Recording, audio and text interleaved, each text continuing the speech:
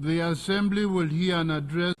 L'Assemblée va entendre une allocution de son Excellence Benjamin Netanyahou, Premier ministre de l'État d'Israël.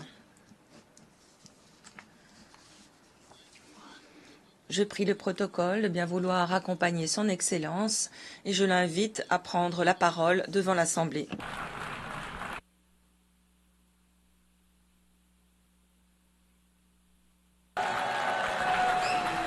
Order, please. Silence, s'il vous plaît. Ladies and gentlemen. Mesdames et messieurs, silence, s'il vous plaît. Order, please. Silence, s'il vous plaît.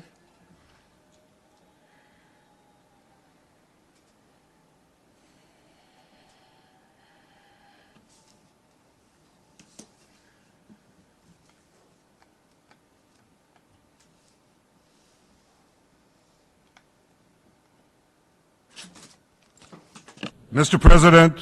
Monsieur le Président, Mesdames et Messieurs, je n'avais pas l'intention de venir ici cette année. Mon pays est en guerre, se bat pour sa vie. Mais après avoir entendu les mensonges proférés à l'encontre de mon pays par nombre d'intervenants, ici même, j'ai décidé de venir après tout pour remettre les choses à leur place.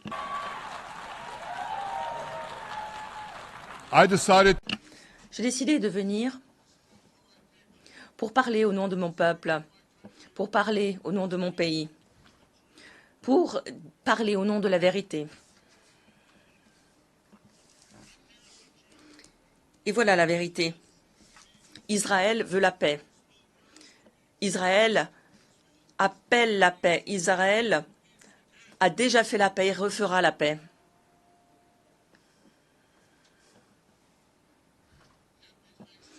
Et pourtant, nous sommes confrontés à des ennemis sauvages qui ne souhaitent que nous détruire.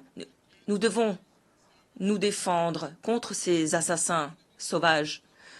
Nos ennemis cherchent non seulement à nous détruire, mais aussi à détruire notre civilisation commune, à nous renvoyer à l'âge sombre de la tyrannie, de la terreur. Lorsque j'ai pris la parole ici même l'année dernière, j'avais dit que nous étions confrontés au sempiternel choix, comme Moïse avec Israël il y a des milliers d'années. Alors que nous allions pénétrer la terre promise, Moïse nous a dit que nos actes détermineront ce que nous laisserons aux générations futures, une bénédiction ou une tragédie. Aujourd'hui, nous sommes confrontés à ce choix, une réconciliation historique entre Juifs et Arabes ou le sort que nous réserve l'Iran. Après cette allocution, cette bénédiction dont j'avais parlé a pris tout son sens. Accord de normalisation entre l'Arabie saoudite et Israël, qui semblait plus proche que jamais. Mais ensuite est advenu le 7 octobre. Des milliers de terroristes soutenus par le Hamas sont entrés en Israël sur des pick-up, sur des motos. Ils ont commis des atrocités inimaginables, assassinant sauvagement 1200 personnes, violant, mutilant des femmes, coupant la tête à des hommes, brûlant des bébés en vie, des familles, des enfants, des grands-parents, des familles tout entières. Dans des scènes dignes de l'Holocauste nazi, le Hamas a enlevé 251 personnes de dizaines de pays différents, les entraînant dans des tunnels à Gaza. 154 de ces otages sont rentrés, dont 117 en vie. Je tiens à vous assurer d'une chose. Nous ne baisseront pas les bras tant que les autres otages ne seront pas rentrés. Certains des membres de leur famille sont parmi nous aujourd'hui. Je leur demanderai de se lever.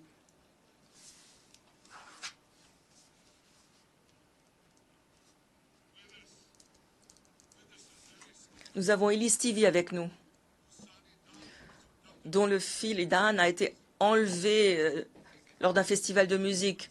un festival de musique. Voilà le crime qu'il a commis. Ces monstres, ces assassins l'ont emmené. Kobe Burnham, dont le fils Jonathan a été assassiné, son cadavre a été amené à Gaza. Un cadavre a été pris en otage. Salim al-Atrash, dont le frère Mohamed, un soldat israélo-arabe courageux, a été assassiné. Son corps aussi a été emmené à Gaza, tout comme le corps de la fille d'Imas Rabin qui a été assassinée brutalement dans le cadre du même festival de musique. Nous avons Sharon Sharabi, dont le frère Yossi a été assassiné, et dont le frère Eli est encore détenu en otage à Gaza.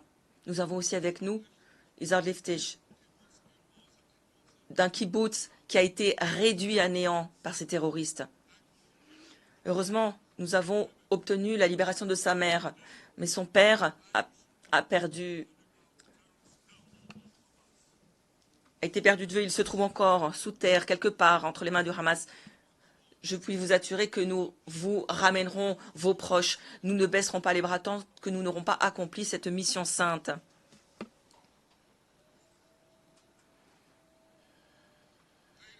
Mesdames et messieurs, la malédiction du 7 octobre a débuté lorsque le Hamas a envahi Israël en provenance de Gaza. Mais il ne s'est pas arrêté là. Israël a été contraint de se défendre sur davantage de fronts organisés par l'Iran. Le 8 octobre, nous avons été attaqués par le Hezbollah depuis le Liban. Depuis lors, plus de 8000 roquettes ont été tirées vers nos villes, nos villages, nos civils, nos enfants. 2 semaines plus tard, les Houthis soutenus par l'Iran au Yémen lançaient des drones et des missiles vers Israël. La première de ces 250 attaques, la dernière remonta hier à Tel Aviv. Des milices en Irak ont visé Israël à des milliers de reprises au cours de l'année écoulée. Poussés par l'Iran, les terroristes palestiniens en Judée et Samarie ont perpétré des dizaines d'attaques et partout en Israël. Et en avril dernier, pour la première fois, l'Iran a attaqué directement Israël depuis son territoire, tirant 300 drones, missiles de croisière et missiles balistiques. J'ai un message pour ces tyrans de Téhéran. Si vous nous frappez, nous vous frapperons.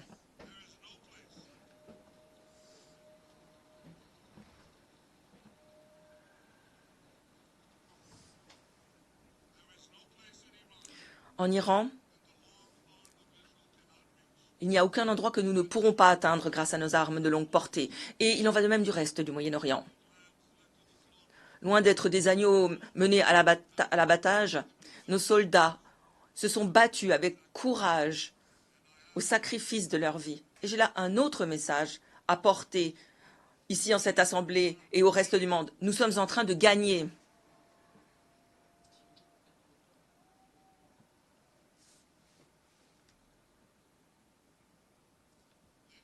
Mesdames et messieurs, alors qu'Israël se défend contre l'Iran sur cette guerre sur bien des fronts, la ligne qui sépare les bénédictions des malédictions ne pourrait être plus claire. Voilà une carte. Je l'ai présentée l'année dernière ici. C'est une carte qui représente la bénédiction Israël et ses partenaires arabes, ce pont entre l'Asie et l'Europe, entre l'océan Indien et la mer Méditerranée. Par ce pont, nous allons faire passer des voies de chemin de fer, des gazoducs énergétiques, des câbles à fibre optique pour apporter une vie meilleure à 2 milliards de personnes. Alors prenez cette autre carte. Prenez cette deuxième carte. Elle représente la malédiction. L'arc de la terreur créé par l'Iran, imposé depuis l'océan Indien jusqu'à la mer Méditerranée. Cet arc malveillant de l'Iran a coupé les voies de trafic maritime, détruit des nations de l'intérieur, inflige le désespoir à des millions de personnes. Donc d'un côté, une bénédiction, un avenir radieux d'espoir, et de l'autre, un avenir sombre de désespoir. Et si vous pensez que cette carte de la malédiction ne concerne qu'Israël, alors réfléchissez-y à deux fois. Parce que l'agression de l'Iran, si l'on n'y remédie pas, menacera chaque pays du Moyen-Orient et un grand nombre de pays ailleurs dans le monde. Parce que l'Iran veut imposer son radicalisme bien au-delà du Moyen-Orient. C'est la raison pour laquelle ils financent des terroristes sur les 5 continents. C'est la raison pour laquelle ils bâtissent des missiles balistiques, des ogives nucléaires pour menacer le monde tout entier. Depuis bien trop longtemps, le monde ferme les yeux face aux actes de l'Iran, à sa répression intérieure, face à ses agressions externes. Cette situation doit cesser, cet apaisement doit prendre fin maintenant.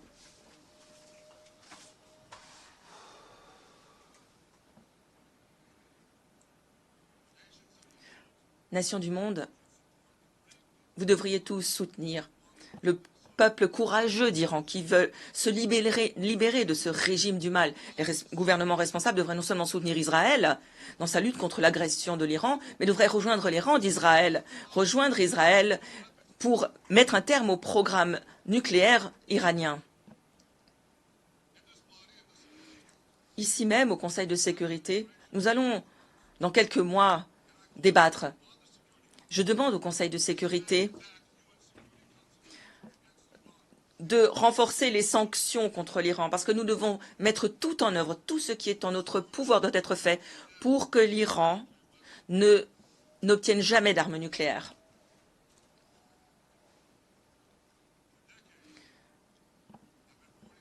Depuis des décennies, je mets le monde en garde face au programme nucléaire de l'Iran. Or, nos actions ont permis de retarder ce programme d'une décennie, mais il n'a pas pris fin. Nous n'avons fait que le retarder. Il est toujours là. L'Iran essaye aujourd'hui d'utiliser comme arme ce programme nucléaire pour la paix et la sécurité de vos pays. Pour la paix et la sécurité du monde entier, nous ne devons pas le permettre. Et je puis vous assurer qu'Israël mettra tout en œuvre pour que ce ne soit jamais le cas.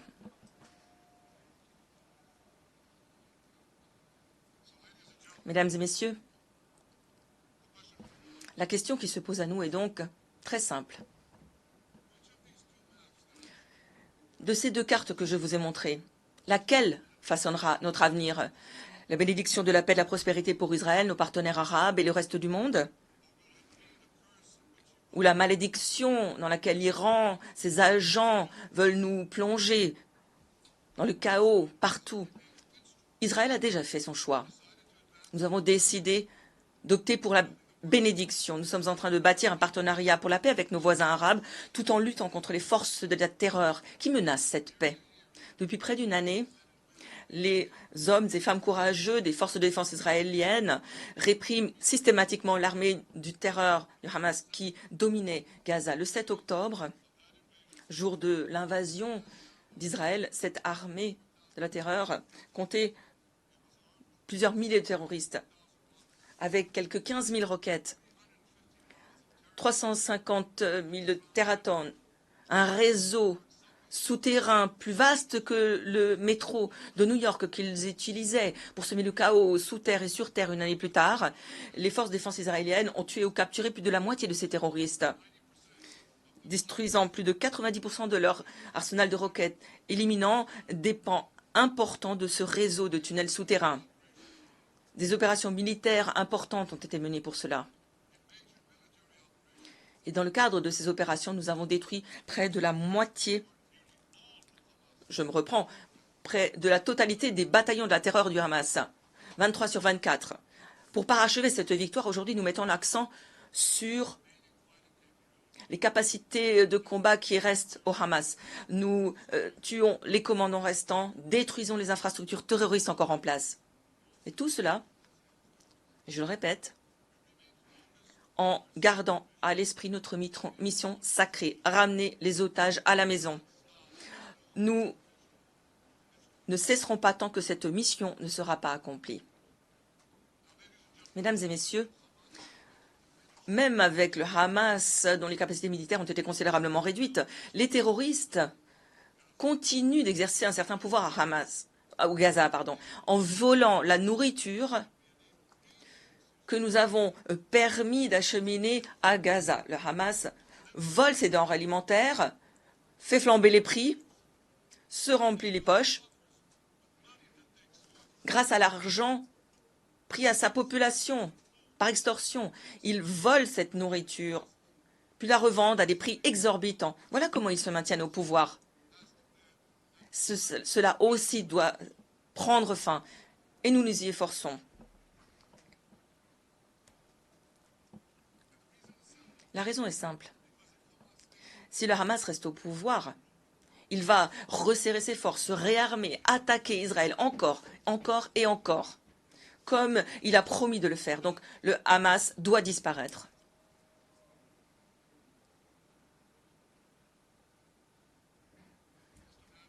Imaginez un instant. Pour ceux qui disent le Hamas doit rester, il doit faire partie du Gaza après la guerre. Imaginez cela. Imaginez si, après la Seconde Guerre mondiale, on avait permis aux nazis, vaincus en 1945, de rebâtir l'Allemagne. C'est inconcevable, c'est ridicule. Ça ne s'est pas passé à l'époque, ça ne va pas se passer maintenant.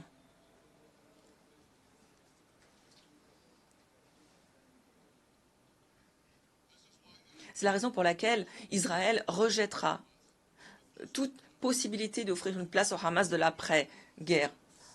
Ce que nous voulons, c'est la démilitarisation, la déradicalisation de Gaza. Ce n'est qu'alors que nous pourrons faire en sorte que ces combats soient les derniers. Nous sommes prêts à travailler avec les partenaires de la région et d'autres pour appuyer une administration civile locale de Gaza engagée en faveur d'une cohabitation pacifique. Quant aux otages, j'ai un message à ceux qui les détiennent au Hamas. Laissez-les rentrer, laissez-les partir, tous, toutes. Ceux qui sont en vie aujourd'hui doivent être restitués à leurs familles en vie, et les dépouilles de ceux que vous avez tués avec brutalité doivent être restituées aux familles. Ces familles qui sont avec nous ici aujourd'hui et d'autres en Israël méritent de donner une sépulture digne à leurs êtres chers, un lieu où ils pourront se souvenir de ces victimes et les pleurer. Mesdames et messieurs, cette guerre peut prendre fin dès maintenant. Il suffit pour cela que le Hamas se rende, dépose les armes et libère tous les otages. Dans le cas contraire, nous poursuivrons la lutte jusqu'à la victoire, une victoire intégrale. Nous n'avons pas d'alternative.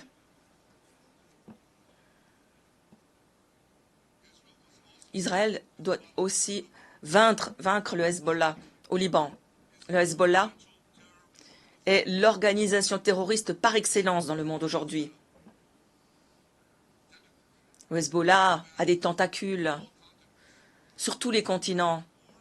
Il a assassiné plus d'Américains et plus de Français que tout autre groupe hormis celui de Ben Laden. Il a assassiné des citoyens de nombre de pays représentés dans cette salle. Et il a attaqué Israël de manière perverse depuis 20 ans et au cours de l'année écoulée, sans aucune provocation. Au lendemain du massacre du Hamas, du 7 octobre, le Hezbollah a commencé à attaquer Israël, contraignant plus de 60 000 Israéliens à quitter leur maison, devenant réfugiés sur leur propre terre. Le Hezbollah a transformé des villes dynamiques du nord d'Israël en des villes fantômes. Donc j'aimerais vous demander d'y réfléchir. Imaginez si l'on prenait les États-Unis, si les terroristes transformaient El Paso à San Diego en une ville fantôme. Posez-vous la question. Combien de temps faudrait-il au gouvernement américain pour réagir? Combien de temps tolérerait-il la situation? Une semaine? Une journée? Un mois? Je doute qu'il ne le tolérerait ne serait-ce qu'une journée. Et pourtant, Israël tolère l'intolérable depuis près d'une année. Eh bien, je suis ici pour vous dire, il suffit.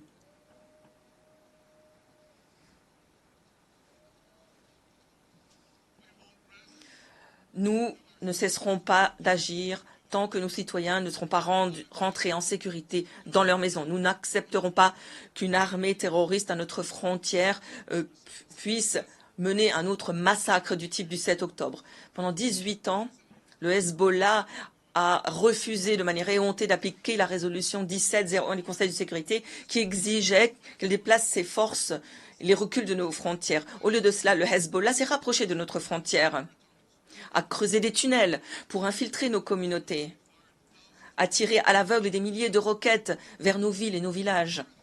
Ils ont tiré ces roquettes, ont lancé ces missiles, non pas depuis des bases militaires, non. Oui, ils le font, bien sûr, mais ils les ont tirés, ces roquettes, ces missiles, à partir d'écoles, d'hôpitaux, d'appartements, dans les maisons privées des citoyens du Liban, menaçant leur propre population. Ils ont mis des missiles dans chaque cuisine, des roquettes dans chaque garage. Je dis au peuple du Liban cette semaine, sortez de ce piège de la mort dans lequel vous a mis le Hezbollah. Ne nous laissez pas plonger dans l'abysse. Nous ne sommes pas en guerre avec vous, nous sommes en guerre avec le Hezbollah qui a pris votre pays en otage et menace de détruire le mien. Tant que le Hezbollah choisira le chemin de la guerre, Israël n'aura d'autre choix. Et Israël a pleinement le droit de se débarrasser de cette menace pour permettre à ses citoyens de rentrer chez eux en toute sécurité. Et c'est exactement ce que nous faisons.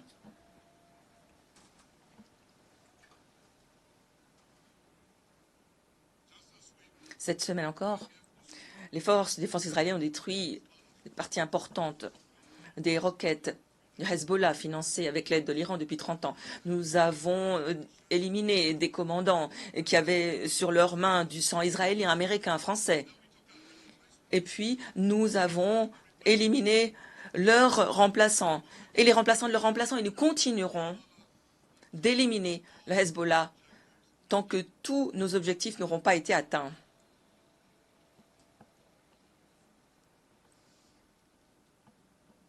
Mesdames et messieurs, nous nous sommes engagés à balayer cette malédiction du terrorisme qui menace toute société civilisée. Mais pour réaliser la bénédiction d'un nouveau Moyen-Orient, nous devons poursuivre sur le chemin que nous avons tracé avec les accords d'Abraham il y a 4 ans. Ce qui signifie avant tout parvenir à un accord de paix historique entre Israël et l'Arabie saoudite.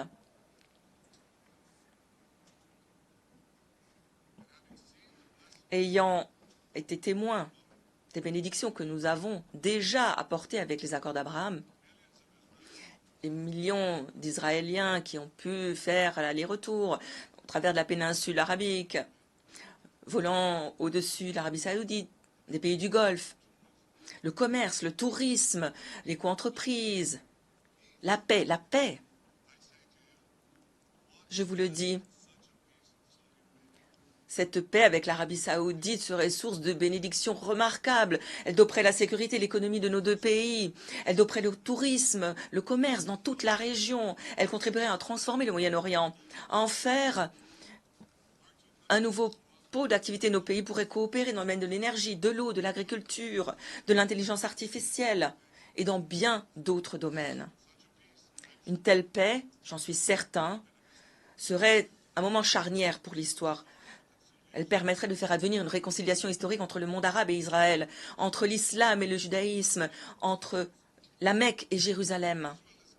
Si Israël s'est engagé à faire cette paix, l'Iran et ses terroristes se sont engagés à nous mettre des bâtons dans les roues. C'est la raison pour laquelle le meilleur moyen de contrer le dessein délétère de l'Iran est de faire cette paix. Une paix qui serait le socle d'une alliance type Abraham, plus vaste encore, qui engloberait les partenaires de paix arabes, l'Arabie saoudite, les États-Unis et tous ceux qui choisissent la bénédiction de la paix.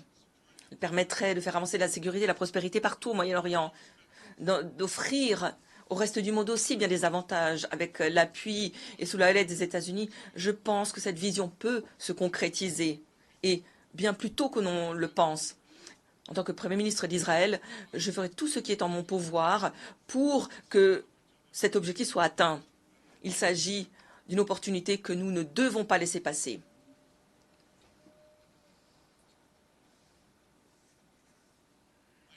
Mesdames et messieurs, Israël a fait son choix. Nous voulons aller de l'avant vers une ère radieuse de paix et de prospérité. L'Iran et ses agents ont fait leur propre choix. Ils veulent revenir à l'ère de la terreur, de la guerre, à l'ère des ténèbres. J'ai maintenant une question à vous poser. Je vous adresse cette question à vous. Quel est le choix que vous allez faire? Est-ce que vos nations seront aux côtés d'Israël, du côté de la démocratie et de la paix? Ou allez-vous être du côté de l'Iran, une dictature brutale qui assujettit son propre peuple, exporte le terrorisme partout dans le monde? Dans le cadre de cette bataille entre le bien et le mal, nous ne devons pas nous leurrer. Lorsque vous êtes aux côtés d'Israël, vous êtes du côté de vos valeurs. Vous défendez vos propres intérêts. Oui, nous nous défendons, mais nous défendons aussi vos pays contre un ennemi commun qui, au travers de la violence du terrorisme, veut détruire notre mode de vie. Donc nous ne devrions pas nous y tromper. Malheureusement, d'aucuns se trompent. Dans bien des pays.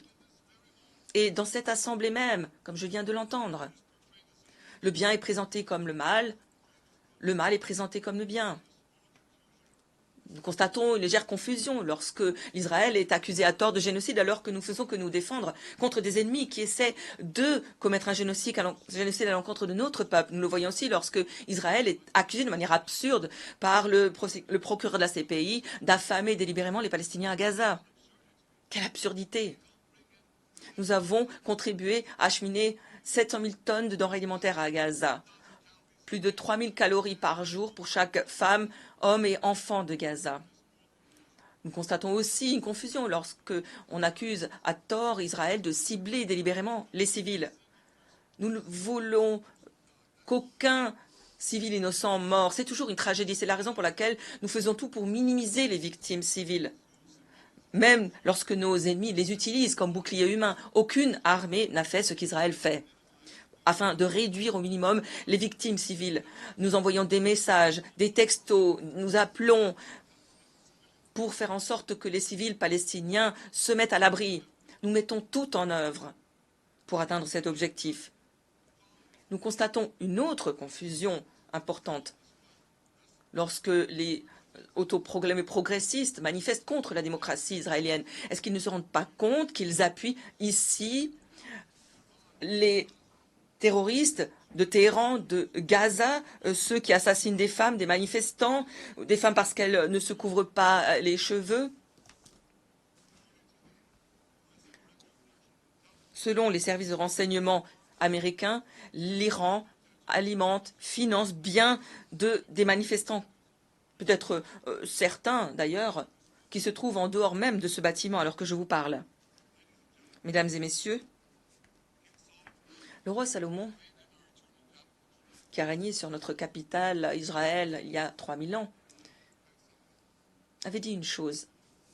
Vous l'aurez déjà entendu, il avait dit « Rien de nouveau sous le soleil ». Eh bien, à l'ère des voyages dans l'espace, de la physique quantique, de l'intelligence artificielle, d'aucuns feraient valoir que l'on pourrait s'interroger sur cette affirmation. Mais il est une chose qui est indéniable, rien de nouveau aux Nations Unies.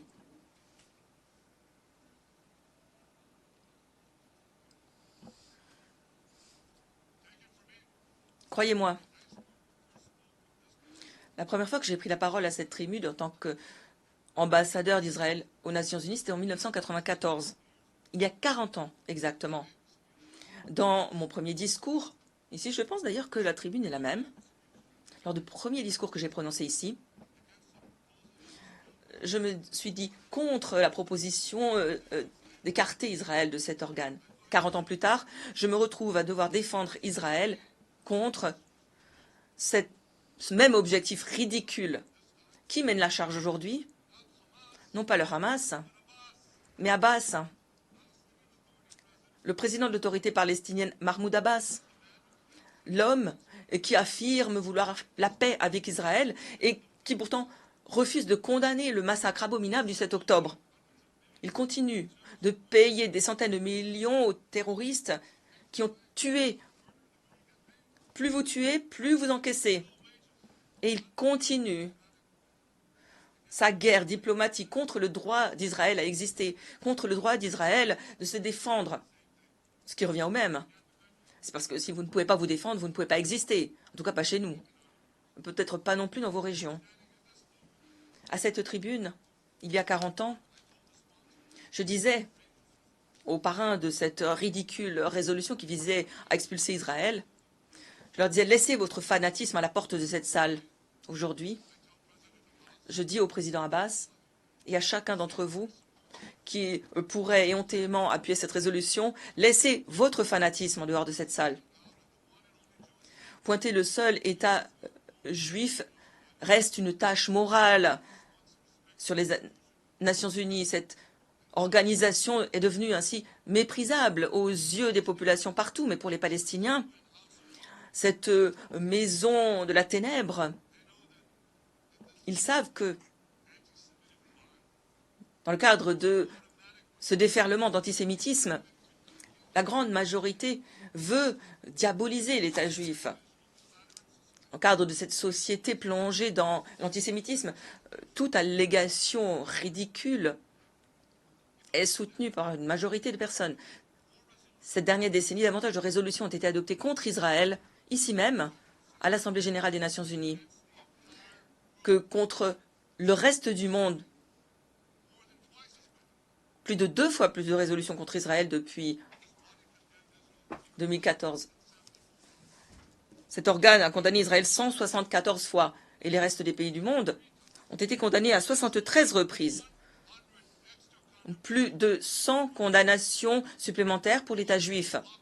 Quelle hypocrisie! Parlons de 2 poids 2 mesures, c'est une blague.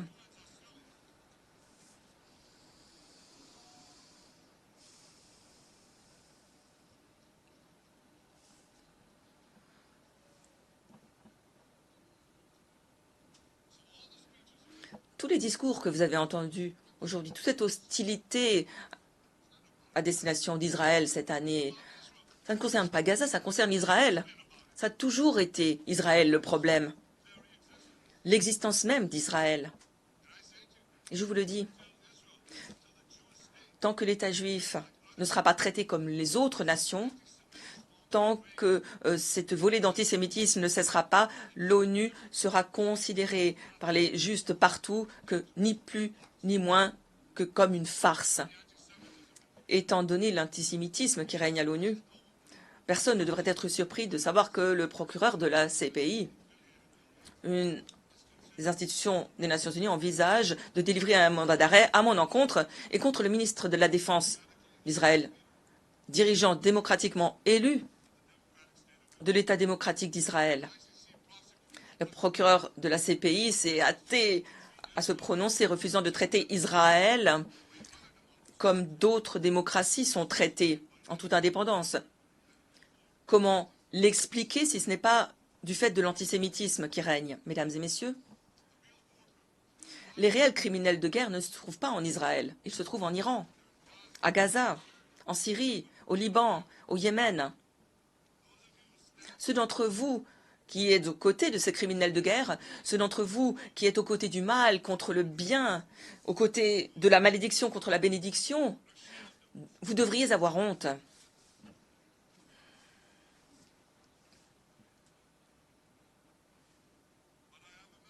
Mais j'ai un message pour vous. Israël gagnera cette bataille. Elle l'emportera parce que nous n'avons pas d'autre choix.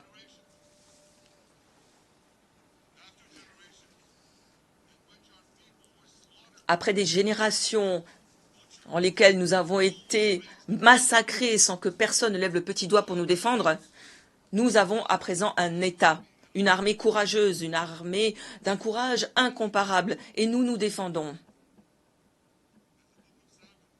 Comme dans la Bible, le livre de Samuel le dit, l'éternité d'Israël ne faiblira pas.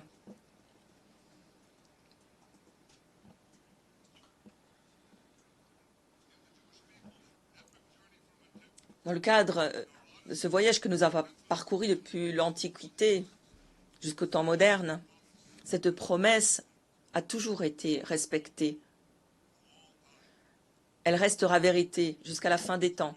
Pour reprendre un grand poète, Israël ne disparaîtra pas tranquillement dans les ténèbres. Nous n'aurons jamais besoin de nous lever contre la disparition de la lumière parce que la torche d'Israël brillera toujours. Au peuple d'Israël et aux soldats d'Israël, je dis soyez forts, soyez courageux. כי אדוני אלוהיך הוא ההולך עמך, לא ירפך ולא יעזבך. עם ישראל חי, the people of Israel live now, tomorrow. Le peuple d'Israël vit aujourd'hui, demain et vivra à jamais. Merci.